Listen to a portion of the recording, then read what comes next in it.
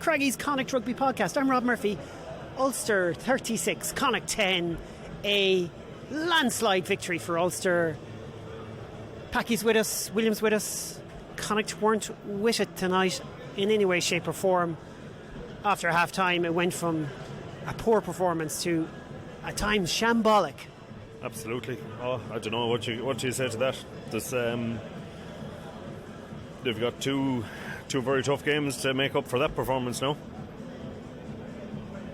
Simple as. I mean, 14-3 at half time. Fortunate to even have 3 on the board.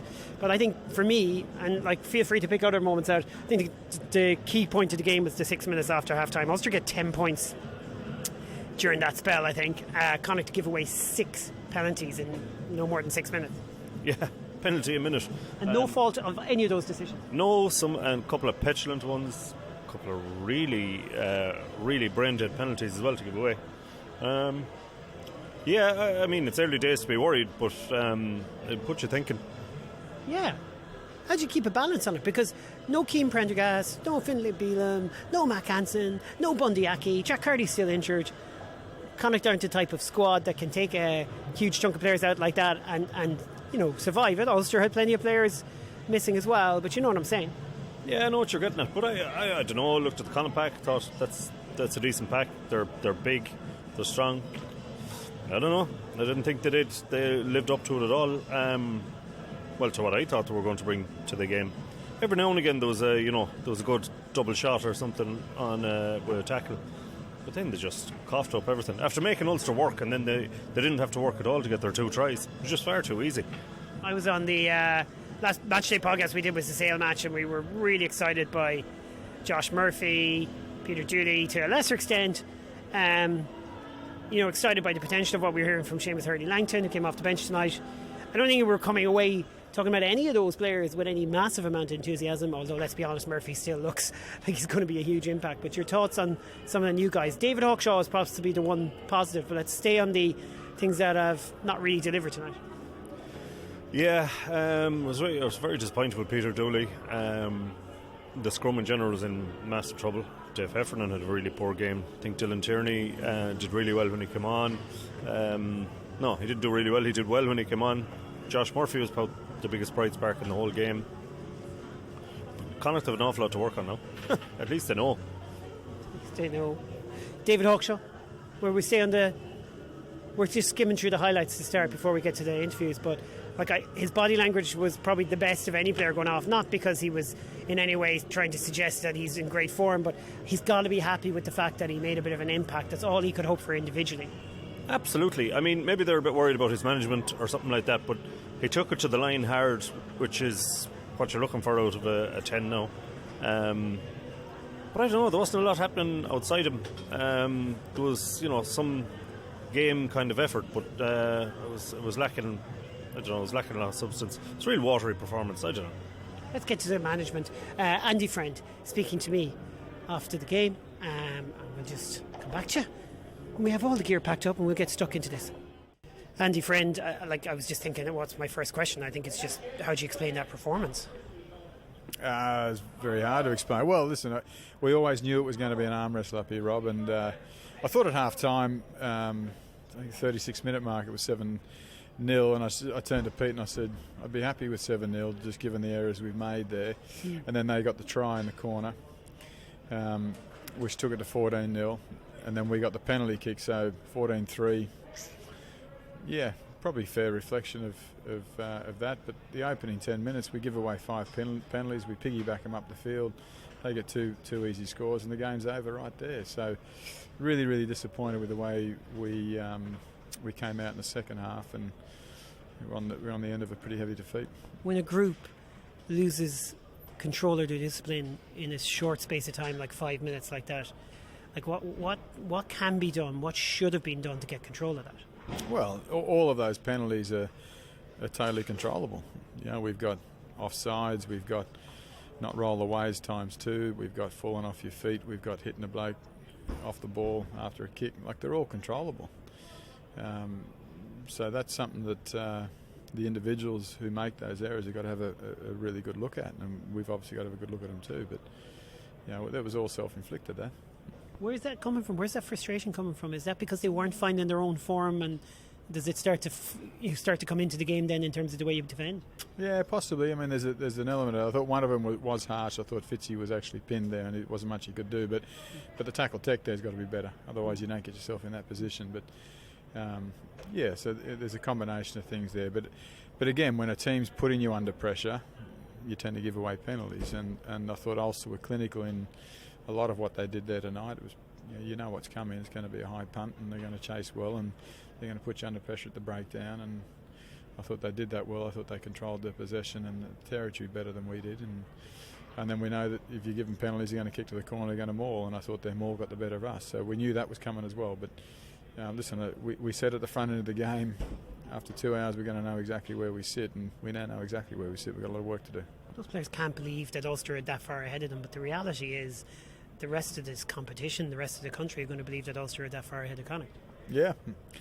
And they probably, on that performance, you're only as good as your last game, and that game wasn't good enough from us. So we've now got a very big trip to South Africa to go away and make some changes and try and get some wins there. You know what we're doing? We're going 2 games in South Africa, then 2 interprovincials. We're doing the whole losing the run of ourselves in a kind of a midst of gloom of how tough this run is. How are you stopping that creeping into the group now? Well, again, I think human nature will let your brain go and do that. But the reality is it's next week's another week. Next week's the champions though, Andy. Yeah, it is. It's another opportunity for us though. And I said there's probably no one better than go and play when you want to have they didn't play this weekend. They'll have a look at that, and I would imagine they'd be sitting there saying, "God, this will be easy." And then hopefully we're a different team when we turn up there in Cape Town on next Saturday night. So, but as I said, we've got a lot of work to do there, Rob, and we're not running away from that.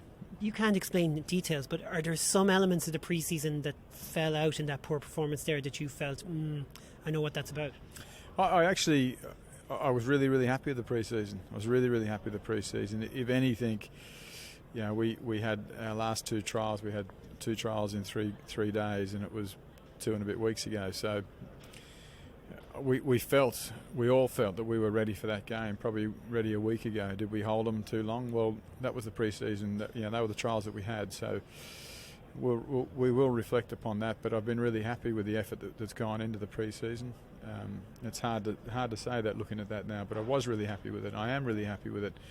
I think we've increased running loads, we've increased strength, we put some good systems in place. We just didn't see it out there tonight, and we know we need to be better, and we will be. 1 or 2 players have a chance now to get into the starting 15 after all this, yeah?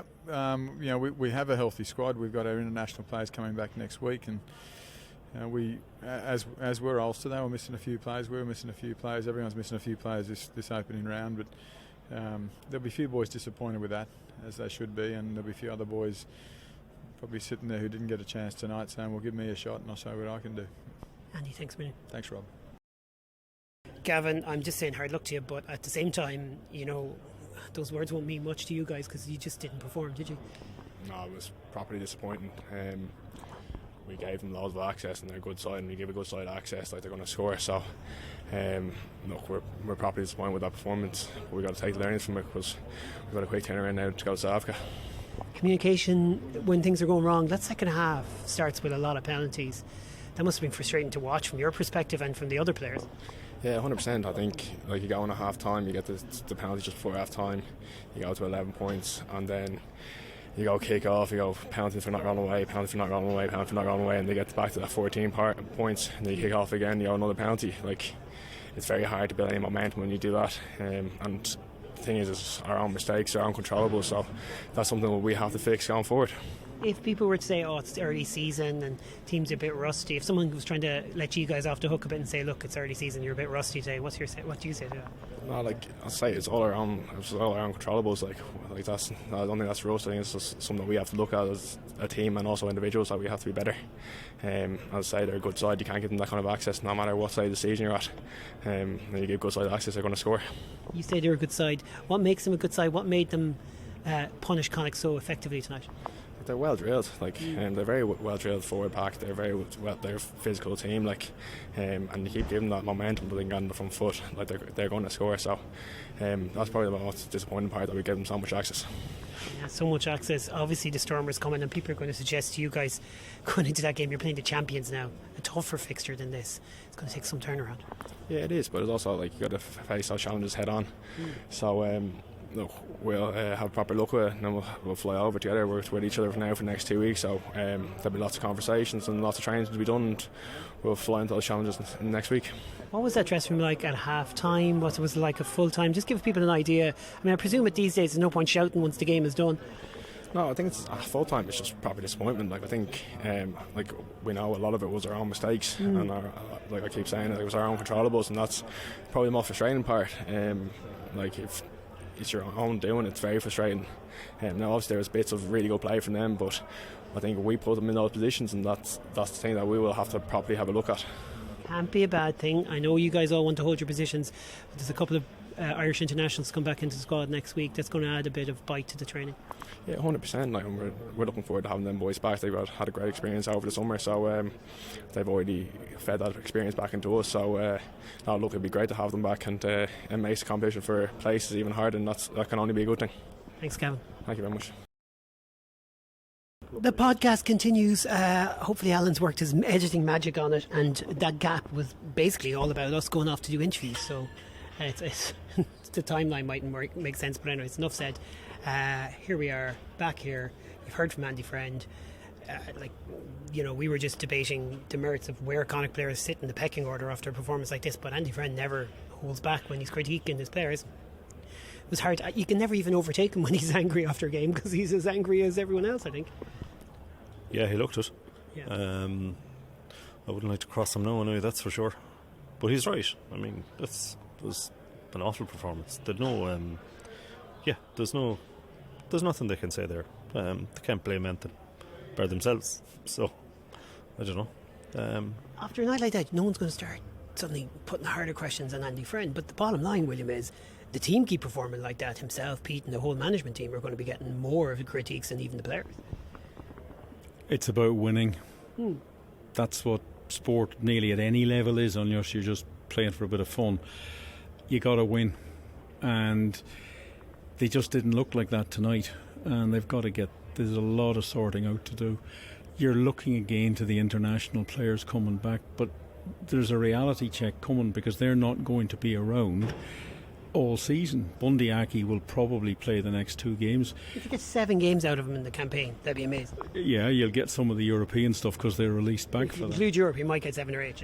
Yeah, and similarly maybe for Finlay, and Mac Hansen is a central part of Ireland, and you cannot, the guys that come in to replace them have got to have more about what they're doing. There was nothing tonight. It was a shapeless performance, really. Kieran Marmion, I just want to pick out some players, and Marmion is a player that, I'm just wondering, where is he? Pack's going backwards. How much do you blame a scrum half? But you want Marmion 1 year out from a World Cup, hard done by, 27 caps for Ireland, probably should have had more when he was playing well, but he's not playing well enough now to be in the conversation. Well, it's only 1 game, and I think you have to give him that. It was a poor performance by his own standards tonight. He doesn't need us to tell him that. He'll be very frustrated with that, I thought. But you don't have too many, you say it's only 1 game, you don't have too many opportunities to shine. A night like this, the only Interpro. You don't, but I don't think he will have been thinking about Ireland tonight. He'll be thinking about Connacht. No, I get that. And I think he's the sort of player that's resilient enough to come back. A lot of players have to come back and put their hands up when they're next selected, and say, I can do better and I will do better. But there's going to be a very tough review. I think it'll be a really, really hard one, because that just wasn't acceptable. And I think, stand by for. Well, we won't hear that, and we shouldn't. It's within the team, but it's about putting up, accepting the responsibilities, and the analyst will be providing video footage, and there'll be a lot of, why did you do this? Why did you do that? What were you thinking? I'm just saying, I don't know if you want to add to it, I'm just worried about where Marmion is right now. I want to see him hitting the ground running. He's a year out from a World Cup. He's a long shot, but he has 27 caps. He needs to put in a better performance than that over the next couple of weeks. Yeah, I think almost every player can come back from that. Him, extreme, almost all of them. I think it's beyond the capability of one or two players. And, Signs there tonight then that those players that you're speaking of are not going to make enough of an impact this season. No, I'd leave that at that, but I think they all can come back. But it's really disappointing that they came out with a performance like that. And bear in mind, they had one more game than Ulster. Ulster didn't have their game against Glasgow. Ulster had, a lot of young players that didn't, not a lot of caps between them, club caps and all that. And they all came up trumps. Who stood out for you from Ulster? Let's finish on that because I'm interested. Well, the hooker, Tom Stewart, stood out for me. For what reasons? Just kind of give people an idea, maybe people who didn't see this game. Well, their line-out was good. I mean, I think Connacht stole a line-out, all right, but their line-out was really good. He made ground whenever he had the ball. He's nuggety as well, and he seems strong. But Connacht didn't pressure him at all. Whereas, our experienced hooker, had an awful night with the ball, and so maybe there's something there that you've got to give youth its head as well, and give them a chance if they're chomping at the bit. Like we saw it when they came on against Sale Sharks. All the young players got this great maul try. I remember looking at it there. There was Owen de Butler, Sam Milo, Dara Murray, Oisin McCormack. There was all these young players, and they Sale were huge, and they mauled really well against them. They got their maul tried. Their maul D was very good. Eventually Sale got in over, but we kind of went back to the lads we kind of that were there before, and I think sometimes you have to play the younger guys, give them a shot. I think Dylan Tierney played well when he came on. Hawkshaw was good when he came on. I know Conor Fitz isn't old, and Sam Milo as well, because I think Jack Ainger was beaten up there. I thought he was very poor. Had a very poor game.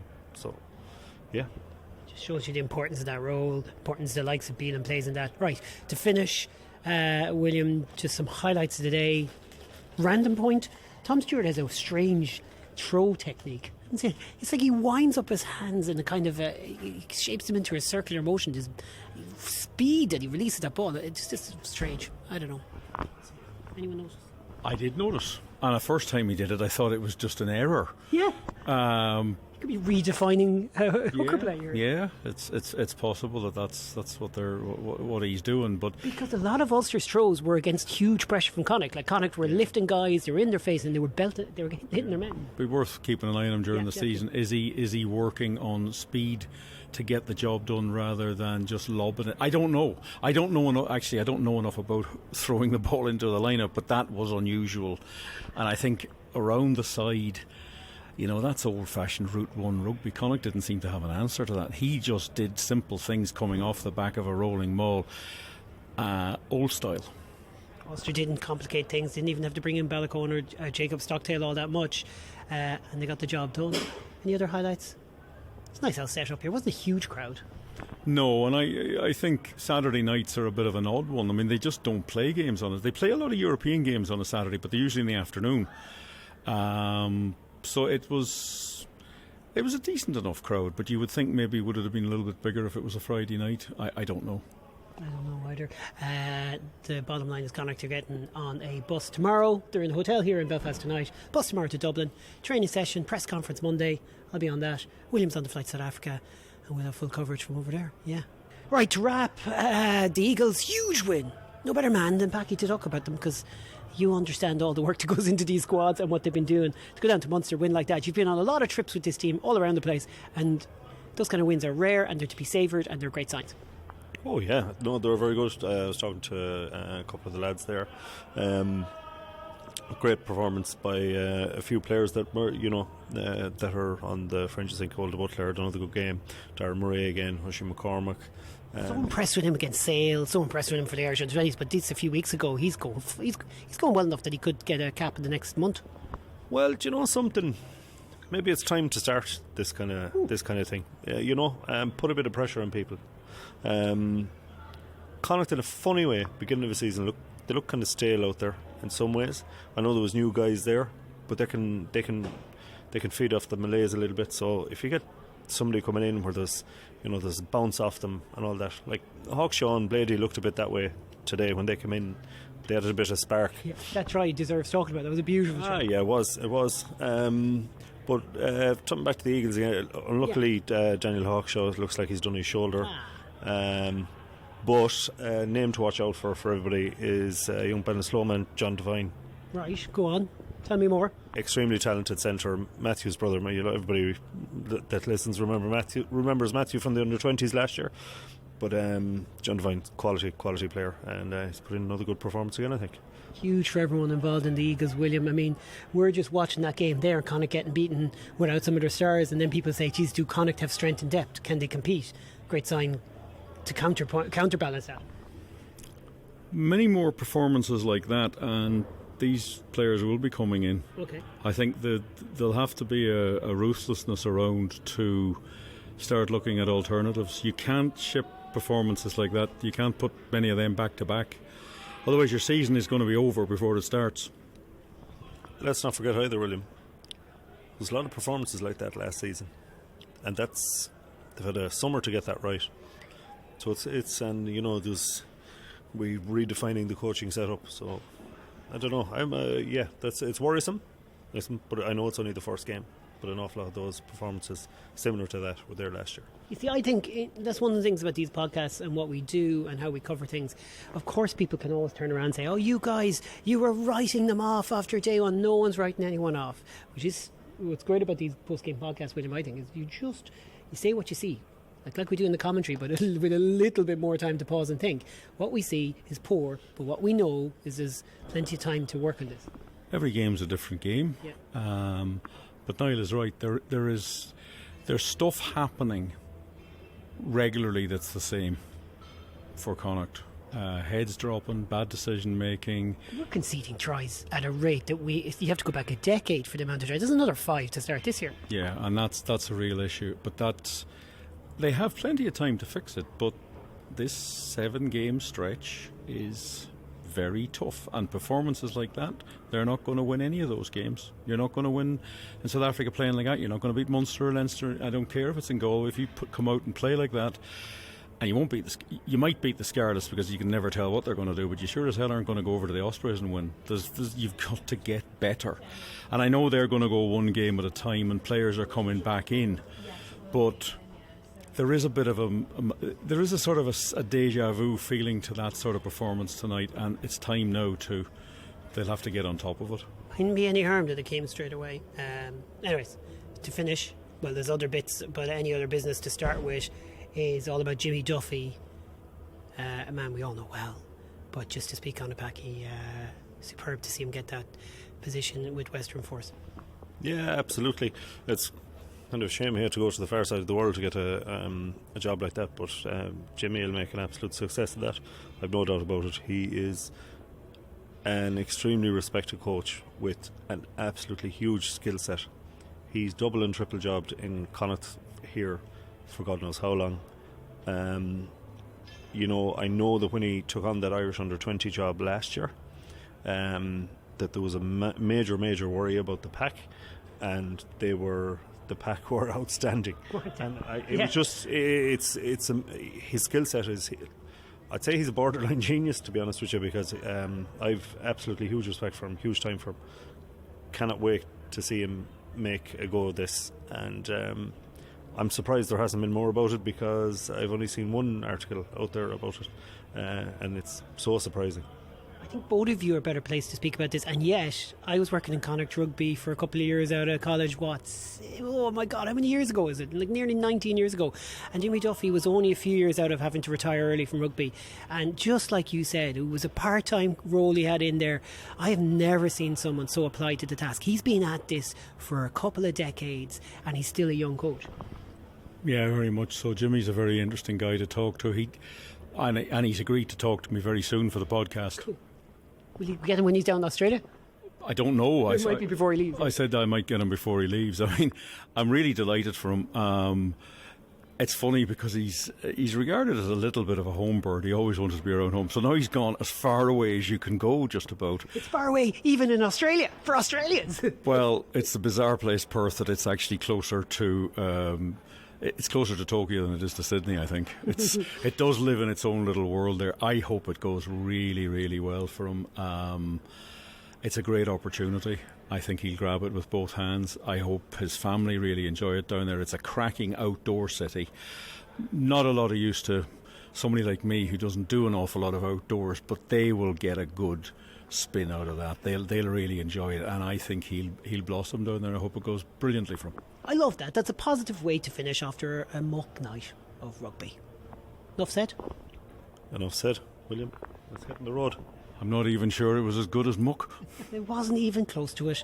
Right, guys, you guys are going back to Galway. I'm going back to Mayo. We're packing up. Folks, we'll talk to you during the week. So much more coverage to come from South Africa, starting with the press conference, though, before they leave on Monday. Talk to you soon, folks. Before we finish off the podcast, just a quick thank you to all our patrons who've been supporting us. And if you'd like to support the podcast for the analysis and coverage that we give, just such as this current podcast, we also have podcasts that go out during the week where we give out the full audio of the press conference. We then do a midweek review stroke preview where we chat in more detail about the game and the implications of what's happened the previous weekend and what might happen the next weekend. And then we also have coaches interviews, and for the next couple of weeks we're going to have some real specials because William Davies has managed to secure a flight down to South Africa and will be joining the team down there, and we'll be getting fairly regular updates from the tour to South Africa where Connacht will be taking on the Stormers and the Bulls. So if you'd like to join us, please sign up to patreon.com/CraggyRugby for the price of a couple of cups of coffee a month, and join us, help us make sure we keep this podcast going. And if don't need to give us money, just tell people about us. Let people know we exist. We're here to cover everything we can about Connacht rugby from all angles. So if you can help, we'd appreciate it. Thanks, folks. Loose, cut it loose. Break out or nothing changes. Side